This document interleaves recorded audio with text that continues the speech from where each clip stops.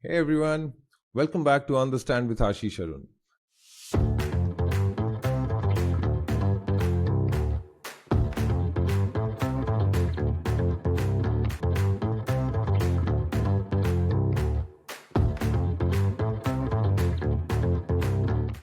Today we are joined by James E. Lewis, an expert witness in transportation safety and compliance. With over 3 decades of hands-on experience in trucking, towing, and automotive investigations, James has become a trusted expert witness, consulting on thousands of cases.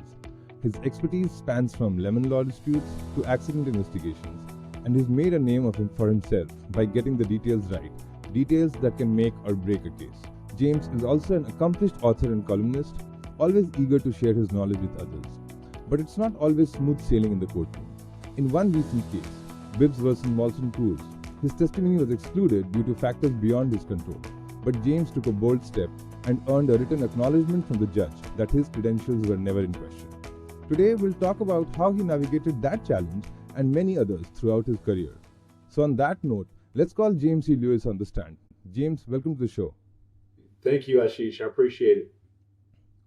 So James, you have had an impressive career in transportation safety and compliance. So could you share what first drew you into this field and how you transitioned into becoming an expert witness?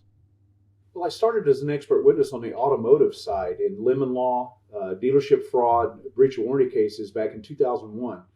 And I'd actually been fired from a job as a service manager at a large dealership in Pennsylvania because I wouldn't go along with what the dealership was doing.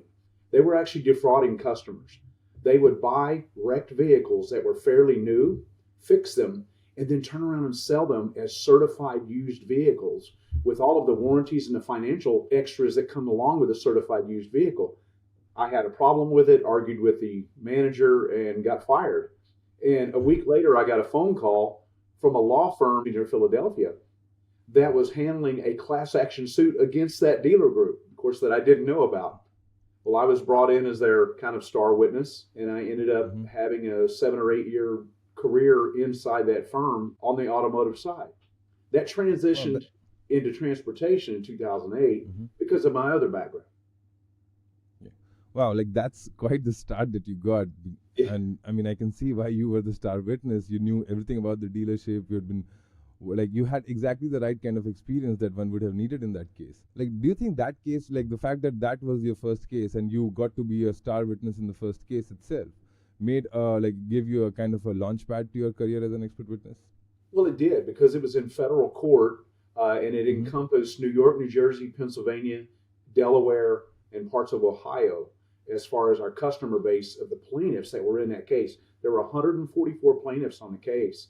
And of course, the plaintiffs prevailed, the law firm prevailed, the payout by the dealer group was exceptionally large, heads rolled, it was very ugly, and that was the start of my career. It was very strange.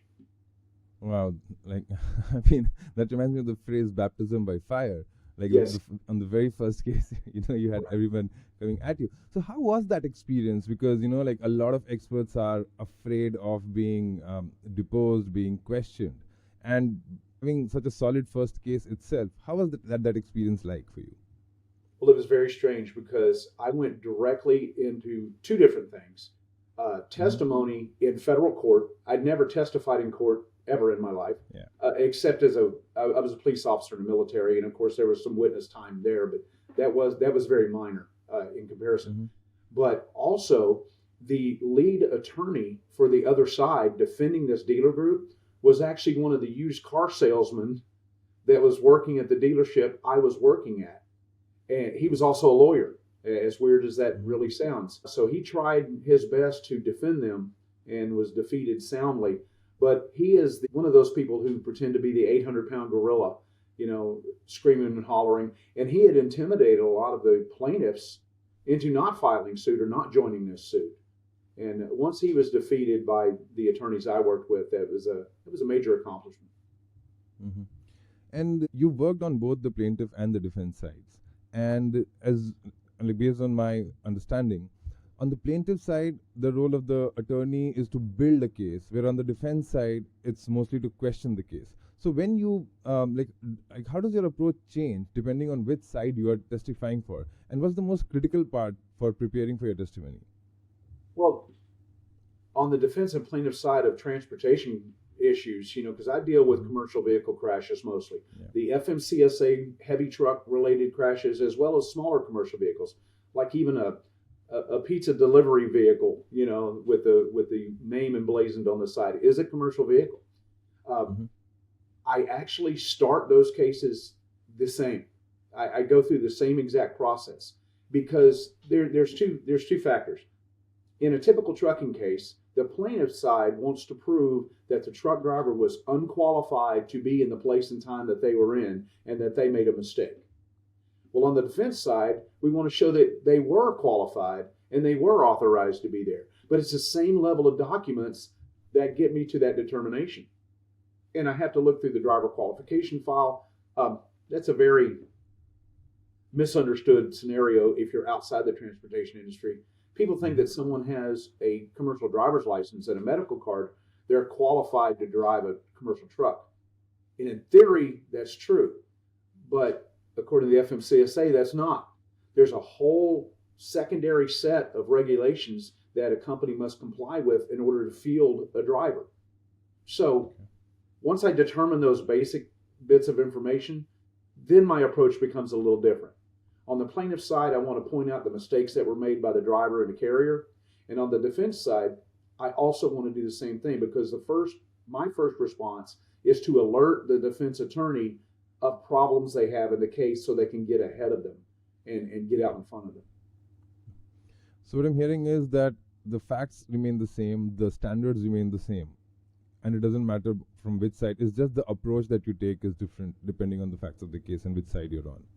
Right, and I hate to use baseball analogies, but it's like an umpire. You call balls and strikes. You call them as they should. And an expert witness should do that. In fact, talking about the defense versus plaintiff's cases, I'm working very hard to keep that at a 50-50 split between the cases that I work. Because I see, and I used to get this on the automotive side because I was 100% plaintiffs for these lemon law cases. And every time the attorney would attack me in deposition or trial about being a hired gun for the plaintiffs. Mm-hmm. Well, the cool thing is when you have a significant split, and especially closer to the 50-50, they can't ask those questions anymore. I mean, they can ask them, but they get whacked pretty hard by the jury.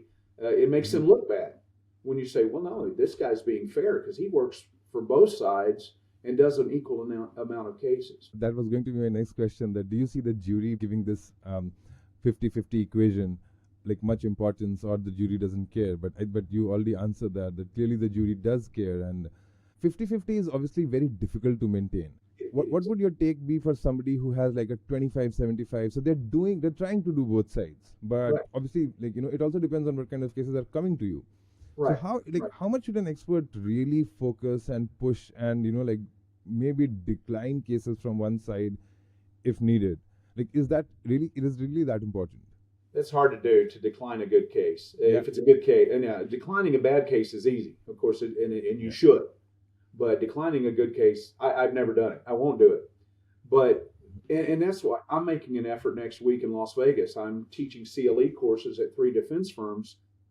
I've already dealt with some of their attorneys in their firms for cases, and I want to bolster that relationship and meet them in person. I'm driving out there to do that and doing these courses because I want to build that relationship because I want more defense cases.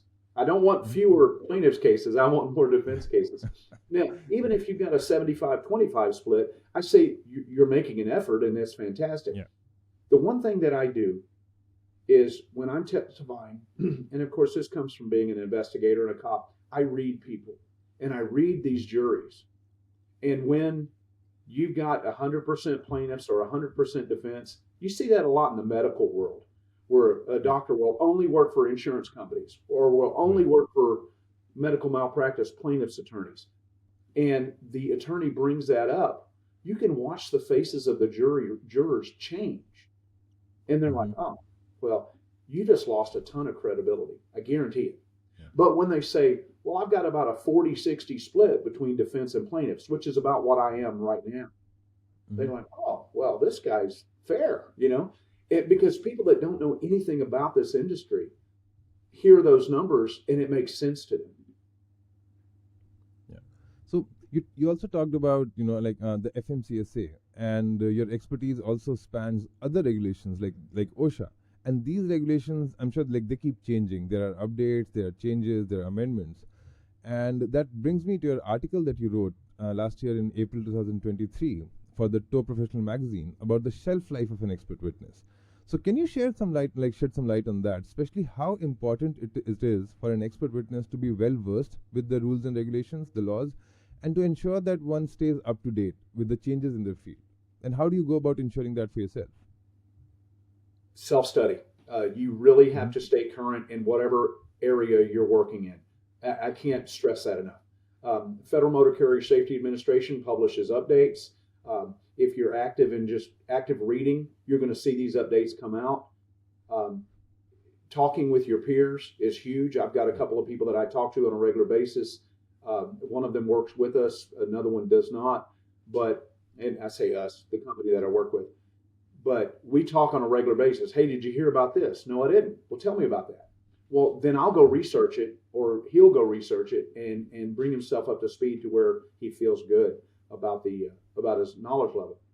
Here's the problem with not maintaining currency. And I did write an article called, Does an Expert Witness Have a Shelf Life? I ran into two scenarios with two gentlemen. One primarily works on plaintiffs' cases, which is bad. He's got maybe 5% on defense. But this gentleman has not operated a commercial vehicle since 1983 for pay. So in the transportation world, people would be gasping. People that don't understand the transportation world wouldn't understand the significance there. Here's the problem. Back in 1983, the Interstate Commerce Commission, the ICC, ran the trucking industry. The Interstate Commerce Commission was disbanded in 1995. So 30 years ago, roughly, 29 years ago. So it doesn't exist. The Department of Transportation existed, but the FMCSA, the Federal Motor Carrier Safety Administration, was not born, so to speak, until 2000, until January 1st of 2000. So this guy had not driven a truck for money, running a logbook, having bills of lading, carrying cargo on the road for 17 years before the FMCSA even existed. And that was 24 years ago in itself. So for him to give current opinions about FMCSA standards deserves a second look. Because in theory, other than just some light reading, he has no idea what he's talking about. Me personally, I drive a truck last month. I was driving actively up until May of 2022 every day. And now I drive about once a month just to stay current. I have a current CDL. I have a current medical card. Everything with me is current. The other thing I ran into was I'm going to be writing a case study on this. We had a unlawful termination case in California. This gentleman had worked for a company that handles department store clothing. And they had a pretty good sized trucking company, about 150 trucks. He'd worked for them for 18 years. They went away from an electronic log system that was reliable and strong, but expensive. They went with a cheaper system, and it was horrible. It was absolutely horrible. There were times where it would be tracking a truck in Pomona, California, and the driver would get an alert saying, "You are entering California." Now, we got to be down to the mile on the location of the truck, right? Because that's the whole purpose of the GPS portion of this electronic log system. And they're telling you you're 200 miles away at the Arizona border, which makes absolutely no sense, right? Yeah. There were times where this gentleman's daily logs showed him driving 3,458 miles in one day in 4.5 hours. That's a 700 mile an hour truck. It can't exist, right? He should go drive in the F1. Right, but he complained about this because it's the driver's responsibility as well as the carrier's to certify these logs. And he goes, I can't certify something that's so blatantly incorrect. Well, he kept complaining, and they fired him. Well, we prevailed in the case. Now, where I was going with that is they pulled in an older gentleman that's been around the industry for 50 years to opine for the defense, for the company. on these ELD matters. And when I found out who it was, because I was familiar with his name, because we had worked a couple of cases across from each other before, I told the attorney that I worked with, I said, look, this gentleman has not operated a truck since 1979. Wow. Electronic logs didn't come around until the late 2000s and wasn't even mandatory until 2019. This guy had not operated a truck for 40 years before ELDs became mandatory. He doesn't know what an ELD is unless he read about it in a magazine. Mm-hmm. So for him to get up there and try to defend this electronic log system on behalf of this carrier is wholly ridiculous. He's not qualified. He shouldn't even be in the room. And the attorney made that point, and he was disqualified, which is a huge problem, in our industry, to be stricken or disqualified, especially while you're testifying. So looking at more than 1,000 cases that you have consulted on, can you take us through one of the complex cases that stood out and the lessons you learned while working on the case? Well, I learned a twofold lesson in one case out of Michigan. It is now resolved. It was at federal court. I'll try to make a long story short. A gentleman had a business that dealt with obtaining alcohol, as in ethanol alcohol, that people use to distill when they make homemade whiskey, wine, or other liquors, right? That was his business.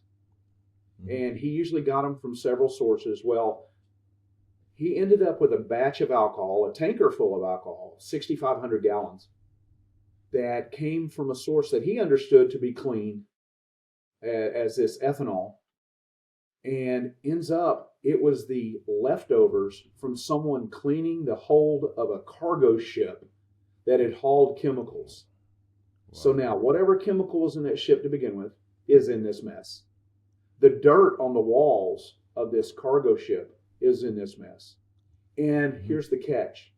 They use methanol, which is exceptionally dangerous, as a cleaning agent. So this guy thought he was getting 99% pure ethanol alcohol, which is a distilling agent for liquor. Yeah. And that was his business. He ended up getting something that was 50% methanol. Oh, man. People made liquor with this product, and 7 people died and 24 people were injured. Now, you might ask, what on earth did I have to do with that? Well, I was pulled in as a trucking expert because I dealt with the hazmat side of it, because I have a hazmat endorsement on my license and have since 1987. And they talked through the process of how this ugly chemical, this junk, they call it actually slop in the industry, would end up placarded as clean ethanol. That's a very good question. And we went through that process. And I said, well, somebody did it wrong, because every chemical I've ever hauled has a test, an actual evaluation of what the product is, and it's all these percentages, and you get this readout on your bill of lading that says this is this, 99%, 0.99, 99% pure whatever. And they got a document like that, but it was falsified. So now you run into that, but you also, when the tanker was moved and the load was carried by this driver and this carrier who had no idea, they placarded the thing wrong. So when it showed up at this place for this gentleman to download into containers, they thought they had the real thing. It was horrible. Yeah. I was looking at your resume, and you have a monthly column for the Tow Professional magazine, and you've also written books.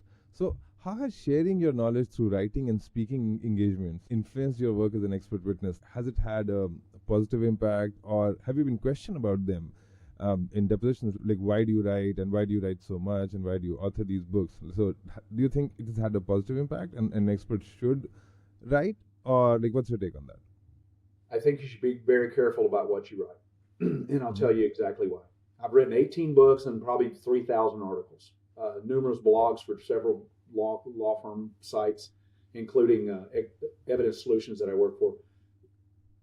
You got to be very careful. You really do.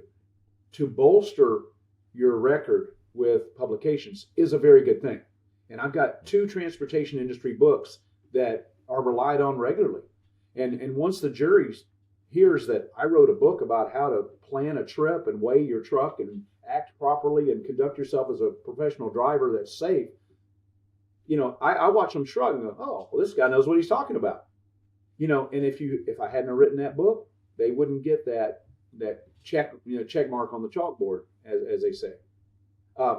I do have a book, though. It's called Earn Your Man Card, and I wrote it with my mother and father-in-law, who are older folks. My father-in-law is now passed, but he spent 41 years with Southern Pacific Railroad out on the West Coast. Hardest working guy I've ever known. And we were talking about how young men who were raised up without a strong, positive male role model don't know things like how to change a tire, how to check your oil in your car, how to be a man, And of course, in today's society, with all the gender constructs and all the issues there, saying you need to be masculine is almost a bad word, right? Mm-hmm. But I wrote this book. I had it on my CV for a long time. I've now discontinued that book for that reason. I was questioned on it. Perfect example. In January, I was in a trial in San Antonio. The defendant driver that had hit another driver was a female that worked for a major home supply company. And we go through most of the testimony, and the other side asked me, you wrote this book, Earn Your Man Card. They had bought my book. They pulled excerpts out of the book saying that, men, you need to stand up and do the right thing. People are depending on you. Basically, I never said anything derogatory towards women because I never would. But my book was actually aimed at single mothers, young ladies, that are in relationships with men who aren't men, things like that. Said, look, these guys need to learn this stuff, because if they can't change a tire, they got to wait 4 hours for somebody else to do it.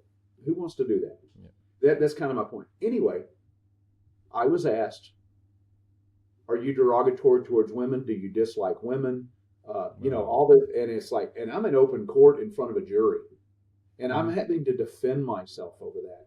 And I looked at the attorney. I've worked quite a few cases with her. I'm like, I'm pulling that off my CV. I'm pulling it out of Amazon and Kindle. I'm done. I sold plenty of those copies. I don't need to sell anymore. And because it's causing more trouble than it's worth. Mm-hmm. No, I think maybe like when you wrote that book, I mean, I don't know what year it was, but clearly like society changes, access changes, people's thought process and values change. So again, like questioning something that was probably relevant decades ago and expecting that to meet today's standards, I think that's like a little unreasonable on anyone's part. Again, I mean, as an opposing counsel, I can understand why they would have jumped on something like that and tried to use it to their advantage. But I mean, I completely understand, where you were coming from and where, you were not disrespectful. That book was to help people and not to be disrespectful towards a certain section of the society. We surveyed the jury afterwards. I wrote that book 12 years ago, by the way. We surveyed the jury. The jury was primarily female. There were 10 female jurors, 2 males. And we were in San Antonio, Texas, with a large Hispanic population. And as you know, with Hispanic families, they're very family-oriented. The father has a position. The mother has a position. Yeah. They don't cave to societal changes. It's very traditional. So every lady on the jury was nodding, going, yeah, a man needs to know how to change a flat tire, So after that, I felt very good about that. But the fact that it was used could have hurt us. Yeah. No, I mean, and maybe something like this comes along as a part of such a long and varied career. And I'm sure you've had your, like other kinds of challenges during these years of providing expert testimony. And that brings me to, like the recent case, the Bibbs versus Molson Coors case, where your testimony was unfortunately excluded for reasons beyond your control.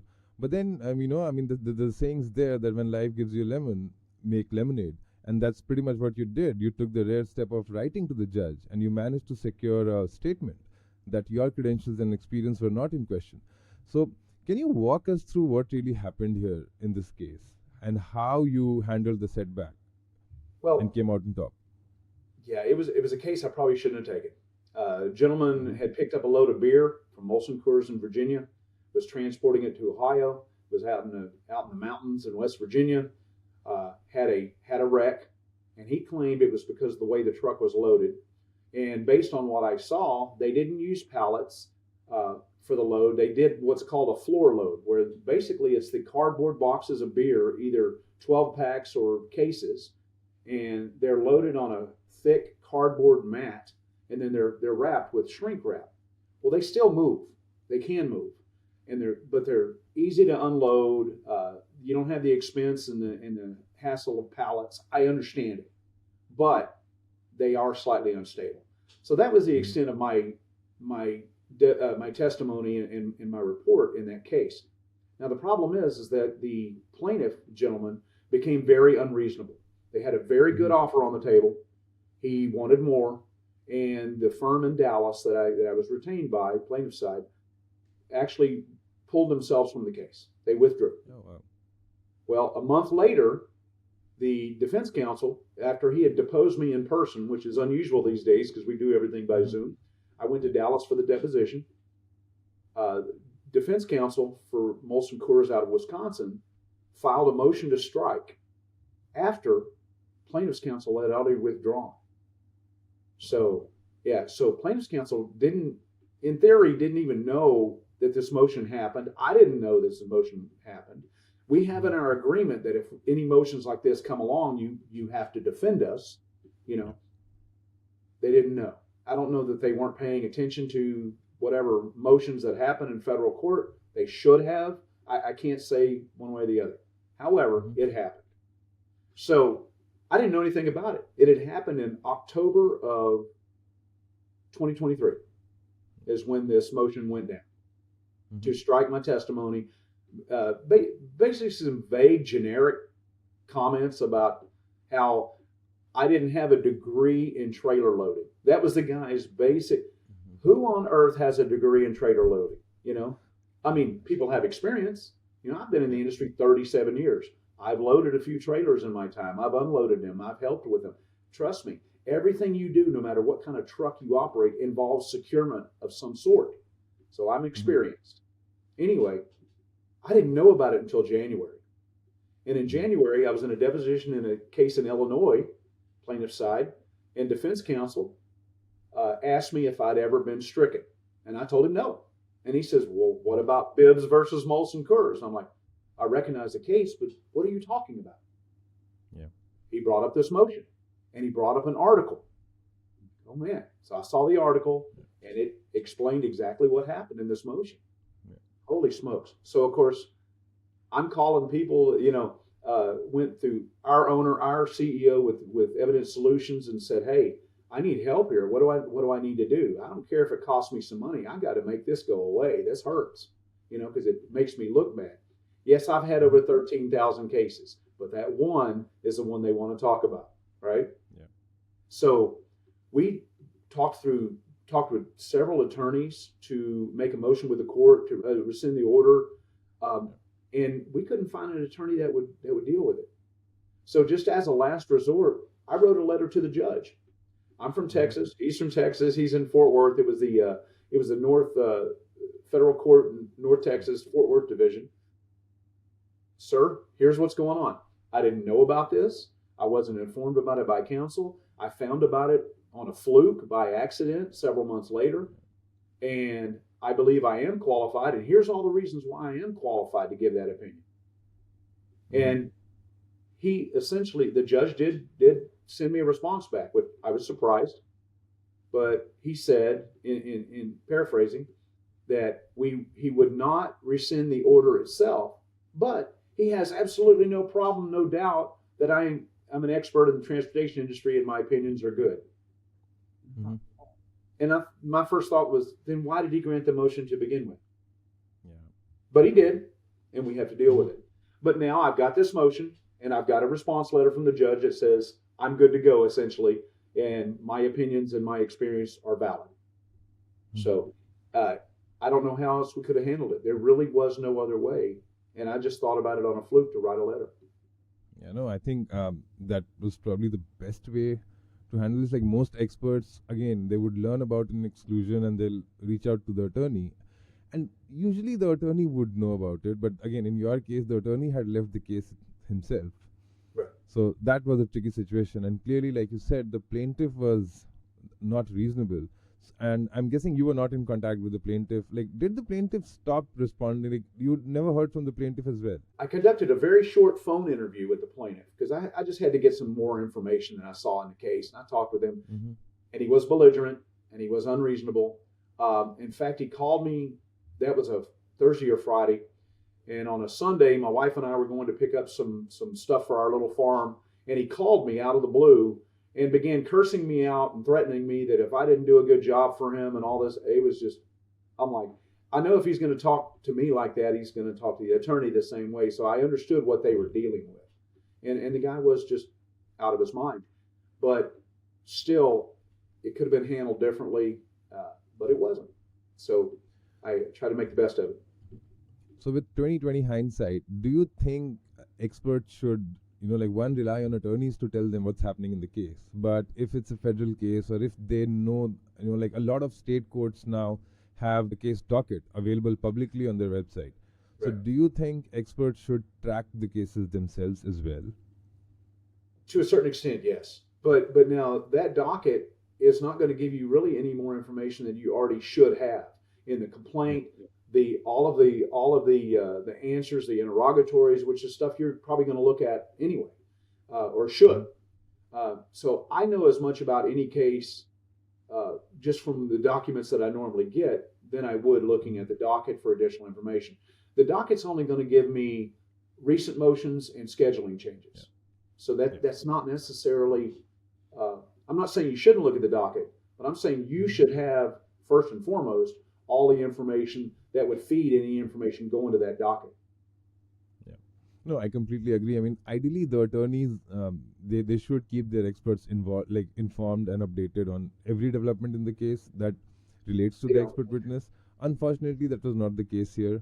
But then, the only thing that I can think of is, especially if it's a federal case, then the federal, every document that is filed in a federal case, unless it's sealed by an order of the court, anybody from the public can go and download a copy and look at the filing, what was actually filed, even if it's from the opposing side. So maybe if experts are working in a federal court, and again, like in the state of Texas, a lot of counties have their own websites where they do provide copies of the actual filings. Right. So I think if experts have the time, it's not an ideal situation where the burden should be on the expert. But again, I mean, if the attorney is not responsive and you've not heard from the attorney in a long time and you're wondering what's happening in the case, maybe looking at what new documents are being filed, how is the case moving along, getting the information directly from the court, it may help. That's pretty much my take on it. So do you think, sorry, go ahead. No, I did something in addition, and the attorney, good friend of mine that I worked with, I asked them about it, and they suggested I get a PACER subscription, PACER, and I did. Right. And it really doesn't cost anything except, like $10 initially.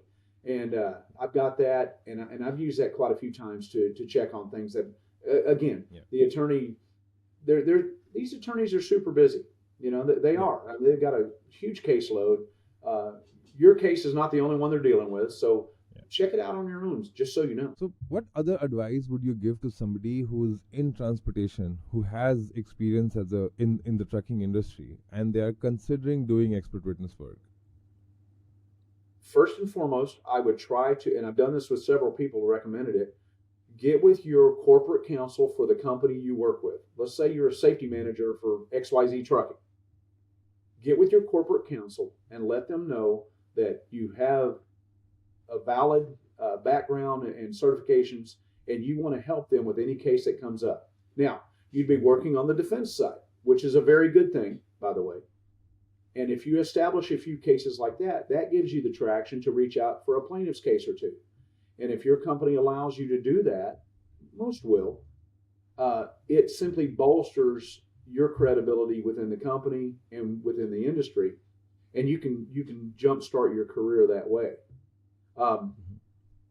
Immediately scrub your social media. My Facebook is very private. I do families and farms and motorcycles and cars and trucks. And my LinkedIn is public, of course, but I don't say anything about politics. I don't say anything about religion, sports, anything. I've learned some valuable lessons over the years just about very innocuous statements that would incense 50% of the people you're talking with. And it's been some very valuable lessons, not let's say that I've learned personally, but I've seen other people learn in an unfortunate way. And you also have 2 certifications on your CV, the MED and the CDS. So can you tell us a little bit about these certifications and how does one get these and what's their importance, and do they bolster your credibility as an expert witness? I think both do. MED, I have a master's of education my specialty is in curriculum development, and I've been an instructor of sorts since I was, in high school as a section leader in the band. You're always teaching, and I enjoy teaching everything. So that's just a natural progression for me. When I was in the Air Force as a cop, Air Force Security Police and Security Forces, I pursued a degree in criminal justice because that's aligned with the career field. And then I found psychology and sociology fascinating, and that helped me be a better cop because I understood people and their behavior. So the next progress after that was a master's degree through the University of Maryland. And this is all through, you take courses on a military base and it's attributed to a University of Maryland degree. I never set foot on the University of Maryland campus, but that's something that's fairly strong. And they look at a guy that's been a truck driver but has a master's degree. It makes people take pause and try to understand my background more. The CDS is simply a Certified Director of Safety from the North American Transportation Management Institute, NATME, out of Nashville. When I was with CRST 10 years ago, I was a terminal manager, and I ran their Oklahoma City terminal. And CRST paid NATME instructors to come to our company and instruct some of the more experienced of us on their CDS certification. And basically that just enables you to be a safety manager at any trucking company, small or large. But it bolsters credibility. The same with my OSHA 30 course. I took that on my own. Cost me $180, not a whole lot of money. It was a 30-hour course. I did it all online, and I have an OSHA 30 certification, which allows me to talk about general workplace safety, the overlaps between the transportation industry and OSHA, and there are some. And it just allows me to speak more openly without being questioned about my background. So looking ahead, do you see any trends or changes coming in the transportation safety industry or litigation that expert witnesses should prepare for? Yes, avoid AI. I know AI is the newest, coolest thing, and it does a lot of good things for a lot of industries. But in the legal industry, there are judges that have specifically said they will use an AI detection program to see if lawyers and expert witnesses are writing their reports and their briefs using AI. Because here's the problem. As an expert witness, these opinions have to be yours. Yeah. Your words, not something generated by a program. So it may sound cool and flowery to gussy it up a little bit and make it sound better, but don't use AI to do it, because if AI is ever detected, that's a good way to get disqualified. And that's the death toll in our career field, is being disqualified. Yeah, I mean, there are varying opinions on the use of AI by attorneys and by experts, and there are different camps there. But I think for now, I am in your camp when it comes to experts using AI, because we don't know enough, and the policy is being framed. So, right. Yeah. Right. So, I completely understand and agree. Experts should be very, very careful.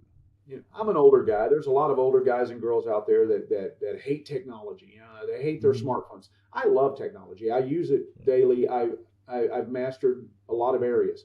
However, I don't like Excel. I don't do spreadsheets, but I don't need it. That's my everyone. Point being, while AI seems entertaining from a learning perspective, down at the very core of what we do, this has to be your experience, your opinions, And if you're using a program to write for you, you're no longer using your opinions. You're using someone else's, whether it's a machine or a person. And just like, we have a young lady in our company, our director of operations, very sharp young lady, that edits all of our reports. Now, I've written 18 books and 3,000 articles, and I'll be danged, every report I send her, she finds something wrong. I duplicated a word. I left out a word. There's something there. She only edits for grammar and spelling and not content. And that's very important too. Because if someone else is providing content for you, you're not relying on your own opinions. And you can be stricken for that. Yeah, So and it has to be like, and even in general writing, like you said, like be it articles or books, it has to be your voice. Yes. Your writing style, your voice. So, I mean, that makes complete sense. So, thanks a lot, James. This was really useful. And I think there were lessons for a lot of experts, not only in the transportation safety industry, but across the board from this interview that will help them become better experts, that will help them, do a better job at getting their name out there and be better prepared for surprises in the courtroom. So, if people want to reach out to you, what's the best way to contact you? By email. It's james@jameslewiswrites.com. And writes is WRITES because I write a lot. And shoot me an email. I'll be glad to answer a question. Maybe pretty busy. Might take a bit to get back to you, but I'll get back. One of my biggest pet peeves is people that don't return phone calls, texts, or emails, and I always do. Oh, that's a complaint that we keep hearing a lot about a lot of experts, and attorneys would be like, oh, I hired this expert, I retained this expert because they were the first ones who answered their phone or returned my calls. So. I run into that, and there's something I've talked to people in my group and other groups. Yeah. I don't care what I'm doing, at the moment. If we get a possible new case call, I want the call right now. I want to talk to the attorney right now. Because what a lot of experts do, I don't have time for it. I'll call them back on Thursday. Yeah. The case is gone. Yep. That attorney, because just based on the nature of what I see, especially in the personal injury truck crash world, that attorney has exhausted everything they can do to try to settle that case. They've got a deadline looming in 3 or 4 weeks, and they need an expert to do a report to get it in on time. Okay? Yeah. So one thing you got to do quick reports. You can't wait 2 months. The other thing is you got to answer the phone. Because if you don't, someone else will, and you will not get that case. And I can't push that enough. You don't understand. They're calling today. That attorney's taking an hour to find an expert. They're going to find an expert. It might not be you. So, and I've told everybody I work with, put the call through. I don't care what I'm doing. I'm going to stop. I'm going to take the call. If I get an email, I'm calling them right away. Because it was a policy within our company to try to schedule the call down the road. No. I want the call in. I'm going to take it right this minute. Because, again, they are expert shopping. That's what the lawyers are doing. Yeah. And if you don't answer the phone, you're not on the shopping list. It doesn't exist. Perfect. Thank you so much. I think that was, again, yet another valuable lesson and takeaway for experts. So I really had a great time.